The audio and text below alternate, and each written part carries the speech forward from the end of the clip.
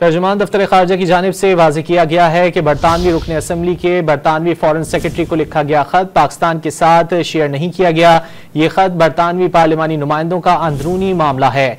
हफ्तावार press briefing में तर्जुमान दफ्तर खारजा ने दहशत गर्दी को न सिर्फ अफगानिस्तान बल्कि हमसाया ममालिक बशमूल पाकिस्तान के लिए भी खतरा करार दिया।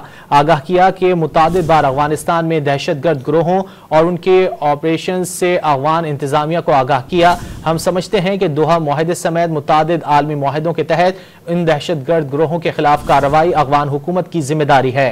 तर्जुमान दफ्तर खारजा ने उम्मीद जाहिर की कि भारतीय इंतजामिया अपने तमाम शहरियों बशमूल मुसलमानों को मजहबी आज़ादी यकीनी बनाएगी। आगाह किया कि मुतादिद बार अफगानिस्तान में दहशत गर्द ग्रोहों और उनके ऑपरेशन से अफगान इंतजामिया को आगाह किया। हम समझते हैं कि दोहा मुआहदे समेत मुतादिद आलमी मुआहदों के तहत इन दहशत गर्द ग्रोहों के खिलाफ कार्रवाई अफगान हुकूमत की जिम्मेदारी है।